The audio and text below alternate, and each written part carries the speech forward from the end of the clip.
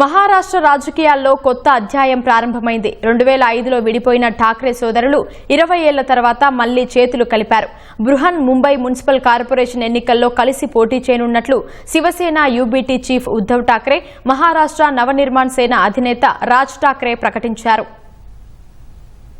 మహారాష్ట్రలో ఠాక్రే సోదరులు 20 ఏళ్ల తర్వాత చేతులు కలిపారు.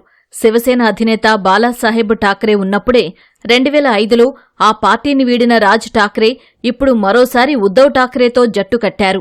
అప్పట్లో ఉద్ధవ్ను కార్యనిర్వాహక అధ్యక్షుడిగా బాల్ ఠాక్రే నియమించడంపై అసంతృప్తితో రాజ్ శివసేనను వీడి ఎంఎన్ఎస్ పార్టీని స్థాపించారు. తర్వాత మహారాష్ట్ర రాజకీయాల్లో అనేక మార్పులు వచ్చాయి. ఉద్ధవ్ నేతృత్వంలోని శివసేన తమ సిద్ధాంతాలకు దగ్గరగా ఉన్న బీజేపీని విడిచిపెట్టి కాంగ్రెస్తో చేతులు కలిపింది.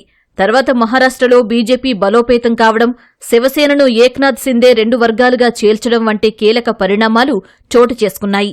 అనంతరం జరిగిన అసెంబ్లీ ఎన్నికల్లో మహారాష్ట్ర ప్రజలు కాంగ్రెస్, శివసేన, యూబీటీ, శరద్ పవార్ ఎన్సీపీ నేతృత్వంలోని మహావికాస్ అఘాడీని తిరస్కరించారు. ఈ క్రమంలో మరాఠీ భాష ప్రాధాన్యానికి సంబంధించిన పరిణామాలు వీరిద్దరినీ మళ్లీ దగ్గరకు చేర్చాయి.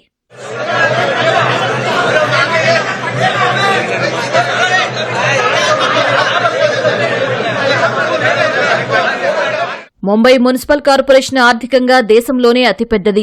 ముంబై బడ్జెట్ కేరళ రాష్ట్ర బడ్జెట్కు సమానం.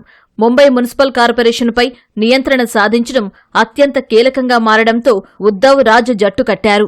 మరోవైపు హిందీ మాట్లాడే ఓటర్లను దూరం చేసుకోకుండా ఉండేందుకు కాంగ్రెస్ ముంబై మున్సిపల్ కార్పొరేషన్ ఎన్నికల్లో ఈ ఇద్దరు సోదరులకు దూరంగా ఉండనుంది.